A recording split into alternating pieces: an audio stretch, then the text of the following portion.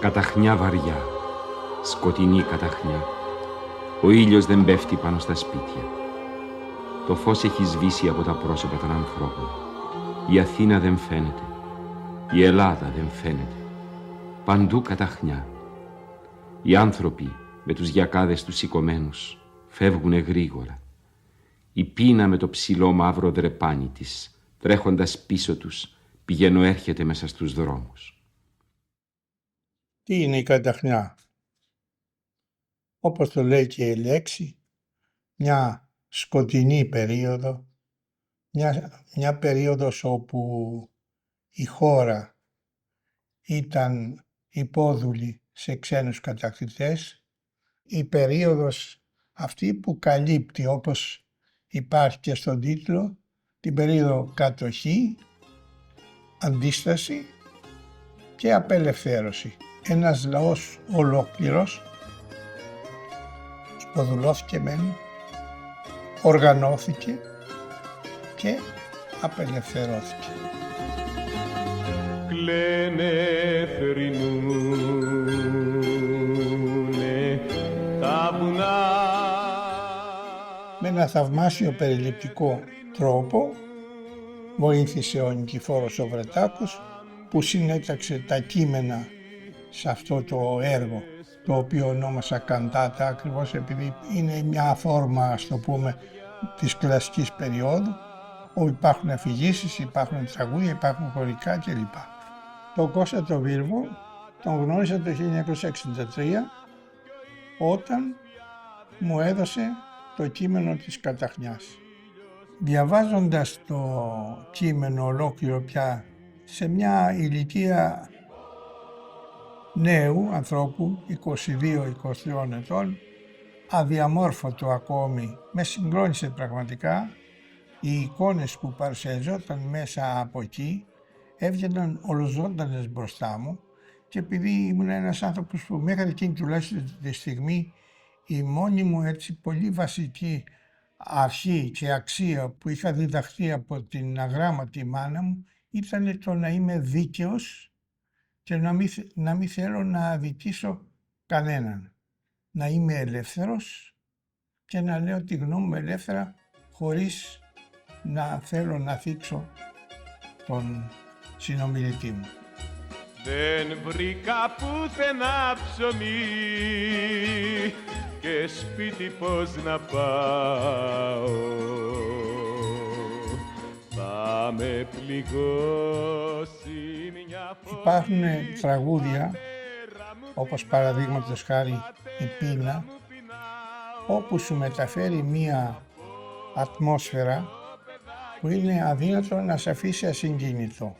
Ακριβώς επειδή, όπως λέει μέσα το κείμενο, μάζευε το κάρο τα σκουπίδια και τους νεκρούς. Αυτά λοιπόν τα στοιχεία, όπως και στα άλλα τραγούδια που υπάρχουν μέσα στην καταχνιά, ήταν η βασική πηγή έμπνευσης, αυτή η δύναμη της εικόνας που υπάρχει σε κάθε κείμενο και σε κάθε τραγούδι που υπάρχει μέσα στην καταχνιά. Το επόμενο βήμα ήταν να ηχογραφηθεί αυτό. Λόγω της ηλικίας μου δεν είχα τη δυνατότητα ούτε τις γνωριμίες για να επιλέξω να μιλήσω με τον Α, το Β, το Γ. Μου πρότεινε λοιπόν ο Βίρβος, ο οποίος προφανώς είχε μια επιρροή στην εταιρεία, αν θα με ενδιέφερε να το τραγουδήσει ο Καραντζής και η Μαρινέλα. Τον Μιράτ, που προέκυψε σαν φοιτητής, τον έφερε η εταιρεία. Η ορκίστρα η λαϊκή ήταν δοσμένη, το είχα αποφασίσει. Είχα αποφασίσει επίσης ότι θα υπάρξουν και χοροδιακά μέρη, μάλιστα είχα απευθυνθεί τότε στην χοροδία Κορίνθου που τους ενδιέφερε πάρα πολύ.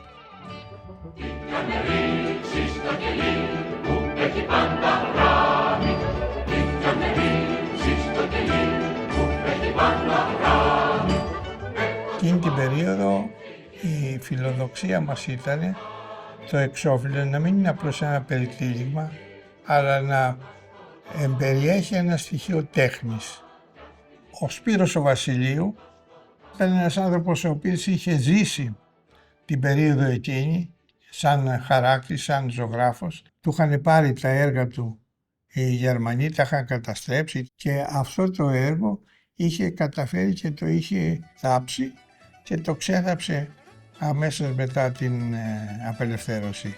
Και βρήκαμε αυτό τον Βοσκό, ας το πούμε, που τραγουδάει το τραγούδι της ειρήνης, θα έλεγα εγώ. Στο μπλόκο τον αρπάξανε, σαν σκύλο το πετάξανε. Η Καταχνιά σαν μουσικό έργο είναι ένα πρωτόλιο μουσικό, αληθινό όμως, πηγαίο. Δεν είχα και πάρα πολλές επιρροές. Στην Κρήτη μέχρι τα 17 μου, ας το πούμε, αυτό που άκουγα σπανίως σε κανένα πανηγύρι, αν τύχαινε να πάνε οι γονείς μου και πάω μαζί, ήταν η κριτική μουσική, οι μαντινάδες, όπως ξέρετε και σήμερα. Η μόνη συχνή επαφή ήταν το βυζαντινό τραγούδι, επειδή πήγαινα και έψανα στην εκκλησία του εκεί της περιοχής, που πραγματικά είναι ένας πλούτος, ένας θησαυρός τεράστιος. Και φορτώνουν τα τρένα τις λιγέρες και τα παλικάρια μας. Γιομίζουν τα τρένα. Κλεφτός αποχαιρετισμός από τα κάγκελα. Βλέμματα, χέρια, μαντίλια και δόντια που τρίζουνε κάτω από τα δάκρυα. Άραγε θα σας ξαναειδούμε. Άραγε θα μας ξαναειδείτε. Και φεύγουν τα τρένα. Μια απόπειρα από ένα στοιχείο της ζωής που μπορεί να το έχουν όλοι μας περάσει στη ζωή τους, υπάρχει στην ομηρία, ας πούμε, στο τραγούδι το χοροδιακό της ομηρίας. Εκεί υπάρχει μια προσπάθεια απομίμησης ή υπενθύμησης της μονοτονίας του ήχου ενός τρένου, που το κάνουμε με το τύμπανο. Αυτό πραγματικά μου δημιουργήθηκε από τα αισθήματα που αισθανόμουν όταν έφευγα από εδώ, από το σταθμό Λαρίσης, για να πάω Φαντάρος στον Άραξο, στην αεροπορία. Ήμουν στο τρένο από τις 7 το πρωί και φτάσαμε 8 η ώρα το βράδυ στον προορισμό μας. Μέσα από τις σκέψεις τότε αισθανόμουν ότι έχανα τη σπουδή μου, έχανα τους φίλους μου, έχανα την κοπέλα μου, έχανα όλο τον κόσμο. Νόμιζα ότι όλα πια είχαν τελειώσει εκεί. Μέσα από ένα ντούκου.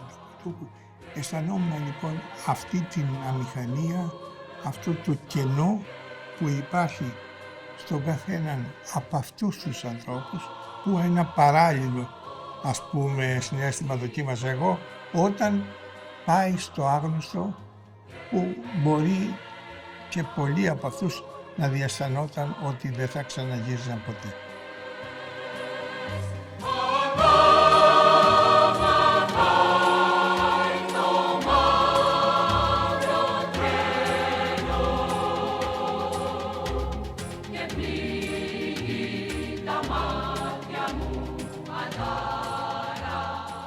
Άλλο πάλι τραγούδι που είχε κάνει και πολλή εντύπωση ήταν και το κελί, πήγαν με ρίξει το κελί, και κυρίως το «Δεν θέλω να μου δέσετε τα μάτια». Εκείνη την περίοδο είχα διαβάσει, είχα συζητήσει με φίλους ακριβώς για τους 200 της Κεσαριανής. Είχα αντιληφθεί την ιστορία τους και ήταν κάτι το οποίο με συγκλώνησε. Λόγω του χαρακτήρα μου ταυτίστηκα σχεδόν με τους ανθρώπους αυτούς, που είτε είναι κλεισμένοι μέσα στο κελί, είτε είναι μπροστά στο εκτελεστικό απόσπασμα. Αυτός που είναι μέσα εκεί, τα αισθήματά του είναι τόσο ψηλά και τόσο προσεγγίζουν, ας πούμε, το τέλειο της ανθρώπινης ύπαρξης, που η λέξη φόβος είναι ανύπαρκτη. Τελείως ανύπαρκτη. Δεν υπάρχει περίπτωση ένας που θυσιάζεται για την ελευθερία του να φοβηθεί και να το στρίψει. Δεν θέλω να μου δέσετε, δεν θέλω να μου δέσετε τα μάτια. Δεν θέλω να μου δέσετε, δεν θέλω να μου δέσετε τα μάτια. Τον ήλιο πανατέλει να χαρώ. Αυτή λοιπόν η έξαρση, όπως υπάρχει ας πούμε και στο χορό, στο τσάμικο για παράδειγμα. Το τσάμικο υπάρχει περίπτωση να το χορέψει κανείς έτσι.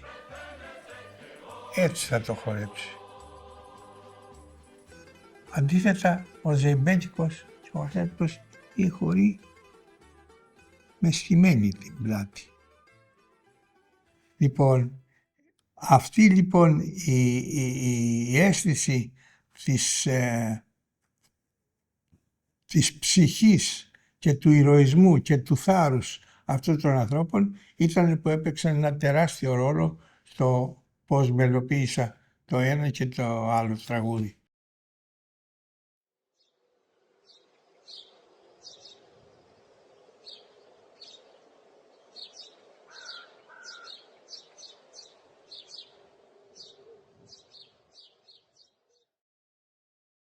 Είναι συγκλονιστικό μέσα σε αυτά που μου αφηγήθηκαν να υπάρχει ένας άνθρωπος που να στέκεται στις μύτες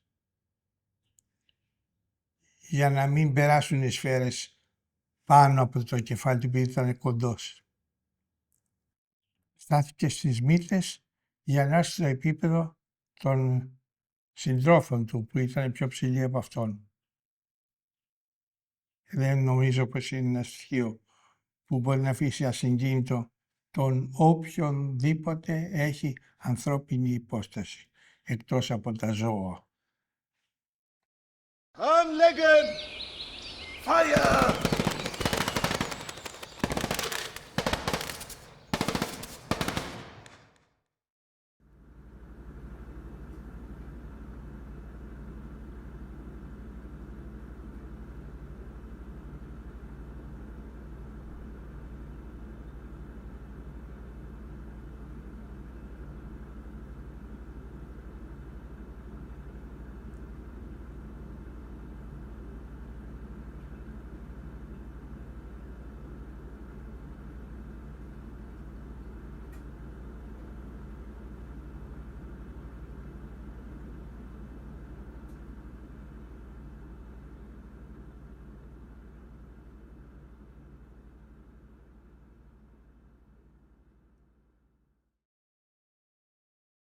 Αυτό που εισέπρατα εγώ ήταν η συγκίνηση από το έργο.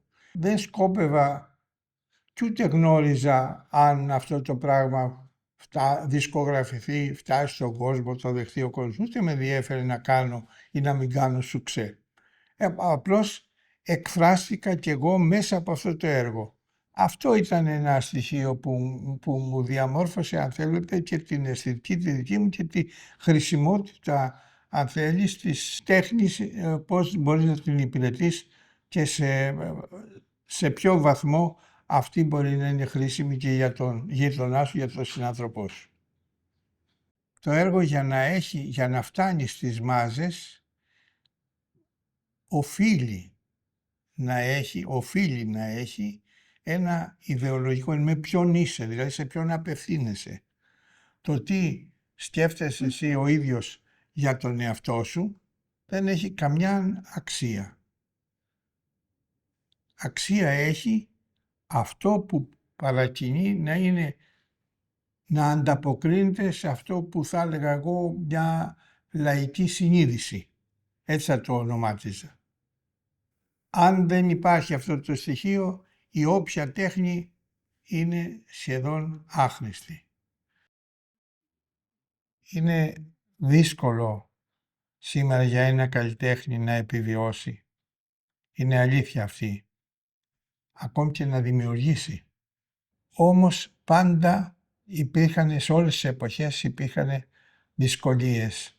Γι' αυτό το μόνο θα σας πω μια συμβουλή που μου είχε δώσει ο Ρίτσος. Δουλειά, δουλειά, δουλειά. Αυτό μου είχε πει. Να αφιερωθείς ψυχή και σώμα το πρόβλημα στην τέχνη που θες να υπηρετήσεις. Αλλιώτικα κάνει μια άλλη δουλειά. Ένας ξύλινος σταυρός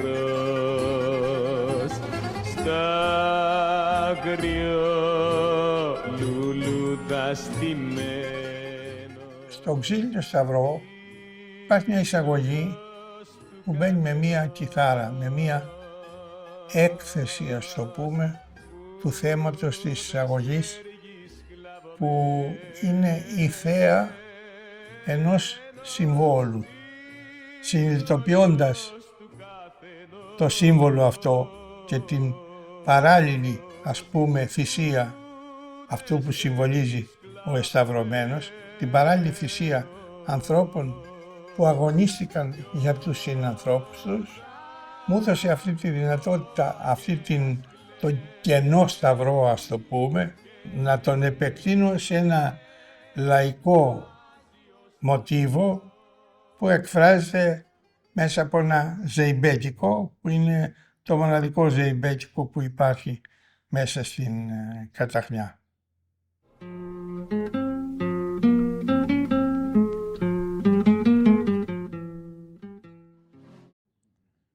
Υπάρχουν ακόμη άλλα δύο τραγούδια εκεί πέρα.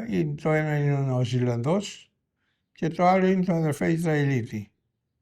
Ο Νεοζηλανδός, επειδή ήταν ένα τραγούδι που αναφερόταν στην βοήθεια ανθρώπων που δεν έχουν καμιά οικογενειακή σχέση, θα έλεγα, με τον τόπο μας, και γι' αυτό προσπάθησα να βρω έναν ήχο διαφορετικό από τα ακούσματα τα δικά μας, ας το πούμε, της Ελλάδας. Στο δε άλλο, το Αδερφέ Ισραηλίτη, είναι μια φωνή συμπαράστασης στον κάθε σκλάβο, στον κάθε άνθρωπο που είχε την τύχη των ανθρώπων αυτών. Είναι ένα αφιέρωμα, θα έλεγα, σε όλους τους καταπιεσμένους και σε όλους τους σκλάβους που μαρτυρούν με αυτόν τον άθλιο και απάνθρωπο τρόπο.